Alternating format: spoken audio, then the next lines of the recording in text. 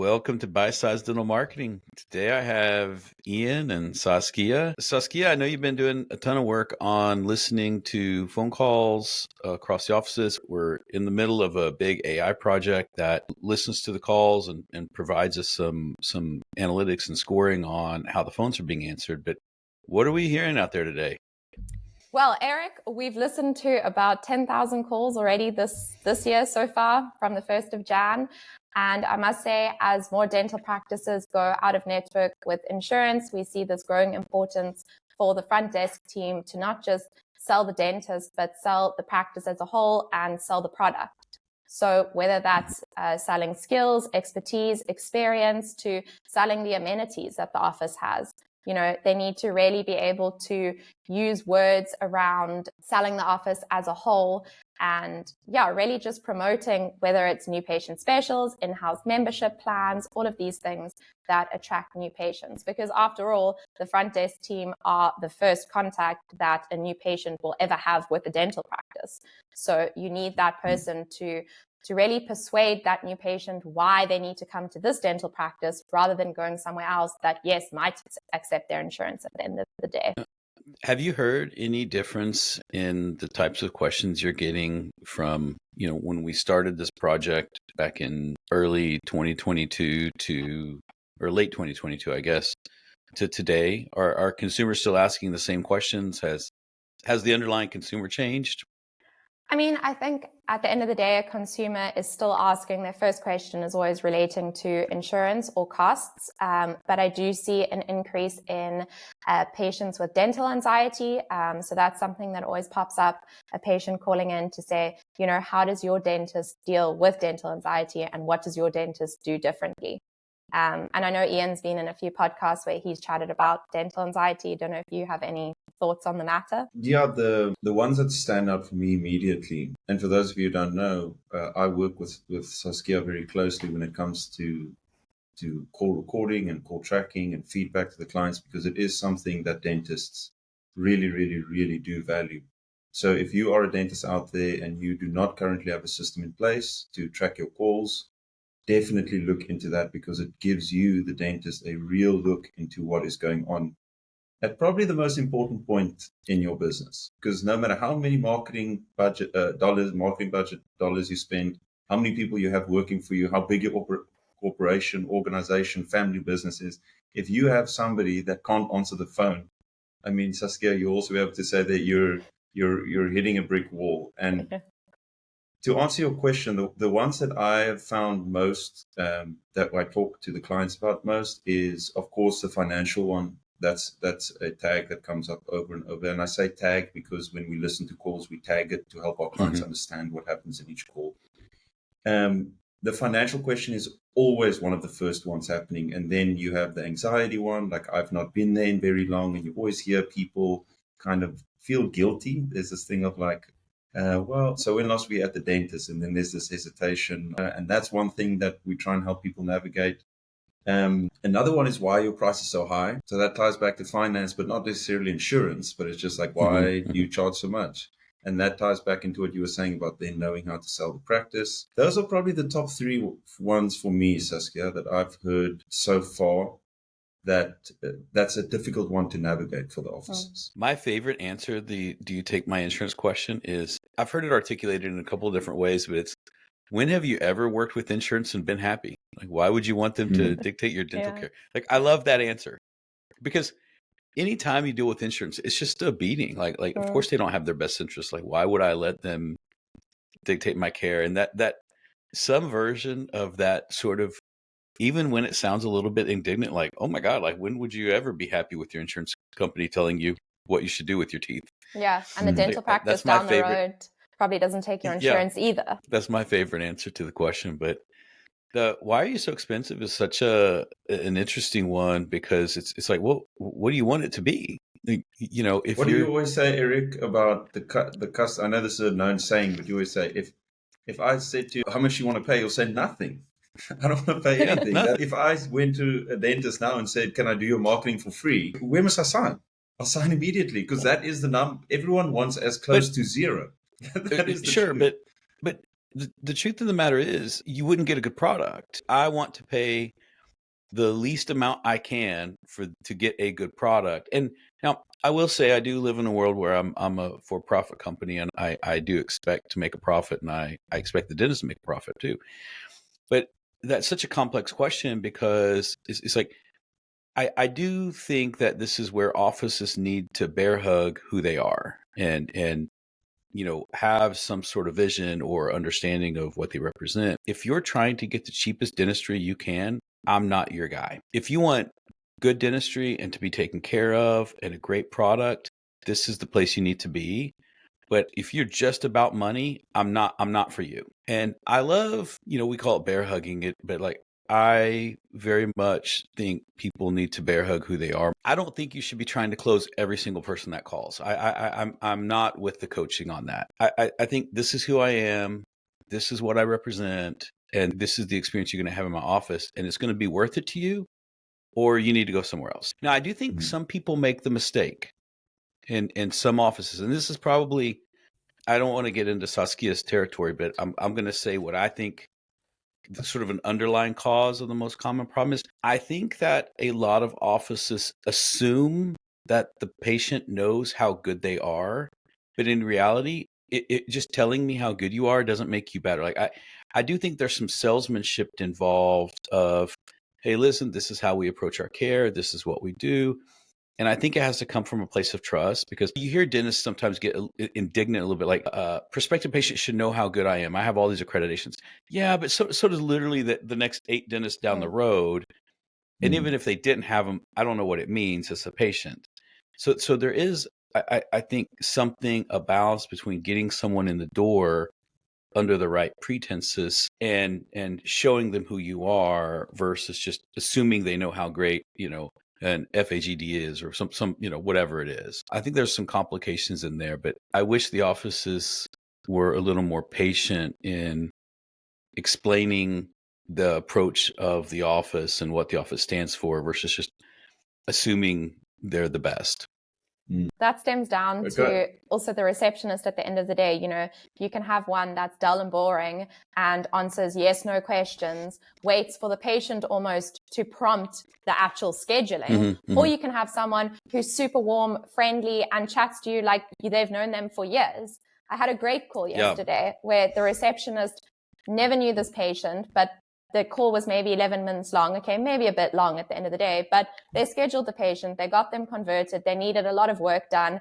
And the way that this receptionist sold the practice was saying to the patient, well, hey, we had someone that was willing to drive 3 hours to come and visit us because they wanted this dentist specifically, and they moved out of state, but they were still willing to make that commute to come back to the dental practice because they value the care that they got from that dentist and they couldn't find it anywhere else. So it really does stem down. And Ian, like you said, I think it's super important to listen to calls, to report back, because at the end of the day, you can learn so much by listening to a receptionist. Yeah, it's such a strange concept to me. If imagine your car is not running or it's not working, and you're like, I'm not checking the hood. Like, you're checking everything else, but you're not. And that is, to me, when I hear, I've spoken to so many dentists, and I'm like, do you have a call tracking system? Do you listen to calls? And they're like, no. I'm like, okay, well, as I say, if your car's broken down, are you checking the back left door? Or are you opening up the hood to see what's going on? Because that is the front.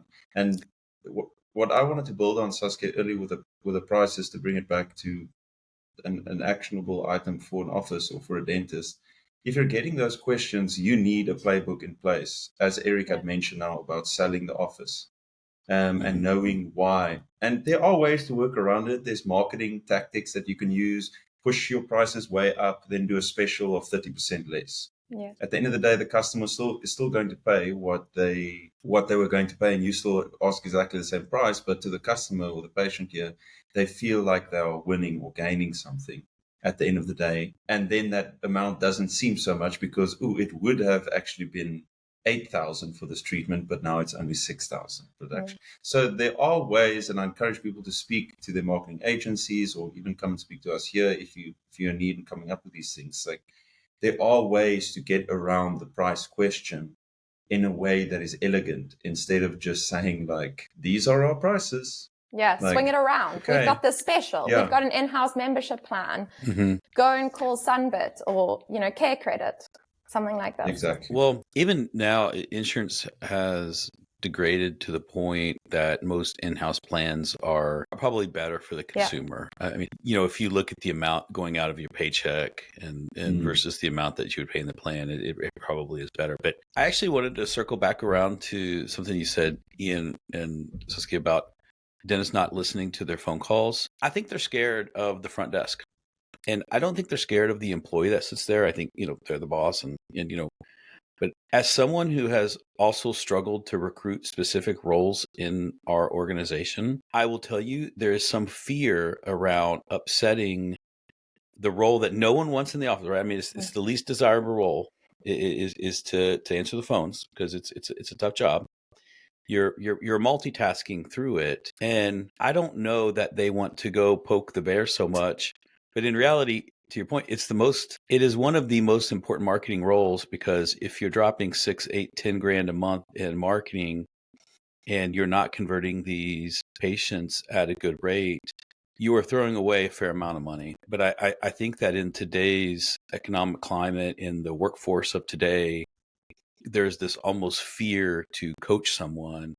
And in reality, if you just listen to them together, made it not punitive, reward them some, talk about some hard calls, get them interested in a coaching program. Melinda Hereford and, so many other people have great programs out there, but there seems to be some fear of holding the front desk accountable to good calls. But as you said, Eric, I think it's great to pick up a good call, reward them with that, say, hey, look at this. You did so great at converting. You use this sort of language, whereas in this call, maybe you could have done this better. And it starts with small things. I'm not saying that they need to have the personality from the get-go, but something like just answering the phone with your name and the name of the practice is something simple that not all dental practices do. And you don't have to take that responsibility on yourself, dentists.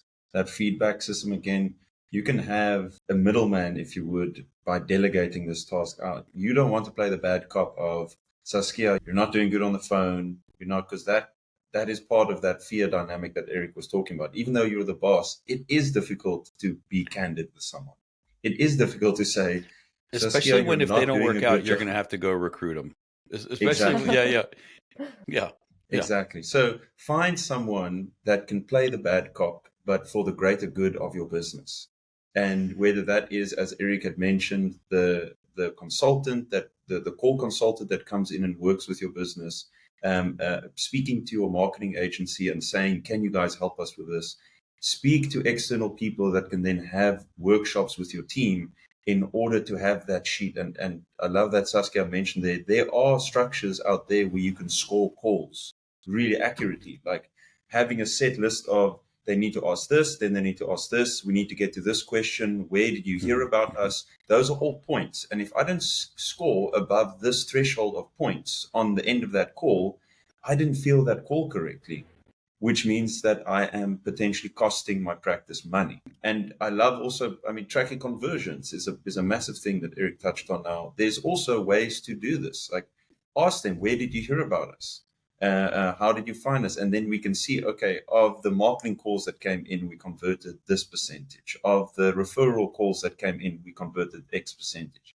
And Saskia, what did you say in terms, you listen to thousands of calls. What is a good conversion rate for dentists when it comes to the front desk? It depends on kind of the type of practice, the location, but I would say anywhere from about 38 to 48 is probably a good bracket to have them in, anywhere between. And I wanted to touch, going back to your point on the playbook, Ian, I think it's also so important to structure the call in a certain way, because there's no point in getting to a point where you've scheduled the new patient, you've chatted about the office, you've spent 10 minutes on the call, and the last question, you're talking about costing or you're talking about insurance, and the person doesn't end up scheduling. That's a waste of the front desk's time. So in this playbook, it's very important to also have a certain structure to the call. I'm not a big fan of the scripting language. I think the scripting language gets, a little box checky for me. I do believe there needs to be some structure or guideline of the call. Like a guideline. this style of greeting, show interest in the patient before you get into. If they ask you, if they jump to the insurance question, ask them why they, when's the last time they saw a dentist, what type of patients, what kind of treatments have they had before?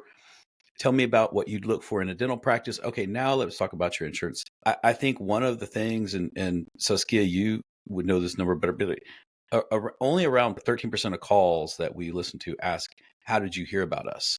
Yeah, no, it's very that's low. another one that's so crazy that you wouldn't want to know how they found out about you on the phone. But when we listen to the calls, only about 13% ask that. And I think that's another question to ask.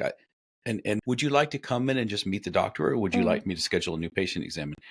I like that question because not a lot of offices do it, but I can see a world where if I had legitimate dental anxiety, that I would just want to come meet the dentist first, not for an exam, not to, just come say hi, swing by the office, things like that. And then finally, the last question that I like and is, are there any other family members that we should look to schedule an appointment for as well? I never hear that. Never. I must say, never. I never, and it's so obvious when you're saying it, Eric. Like, yes, because if that's a mom with 3 kids and a husband and this, it's a missed opportunity. But I literally never hear that. I never ever hear. And I think just a bullet pointed list of, this is sort of the order of execution that you should try to conduct the call. Now, not all callers are going to go the same way, but I don't know that they should. Just like every client is not for us. If they just want SEO and it's a commodity to them, and they don't care about the quality or they don't care about the seasonality. They just want 50 new patients every single month. They're probably not for us, right? There's an ebb and flow that we're looking for. And I think the same through with patients, but I do wish that more offices had a structured call system. I think it would improve the quality of their conversion. And I think, Eric, the first thing you touched on there was showing interest. That is something that, you don't want the receptionist to sound bored, because that's going to put you off straight away. You might as well put down the phone. Yeah, that's another thing. Placing a patient on hold. Oh my gosh, the number of times that happens. And then you actually wonder at the end of the day, did that new patient get called back? Because sometimes they're placed on hold for 9 minutes and then they put down the phone. I'm never going to call that dental practice back. I'm going to go to the one down the road. No, it falls in if I can't trust you to do the little things, how would I trust you with the big things? And if you can't, if you're impatient when you answer the phone with me, why how am I excited to schedule? I don't care what you say.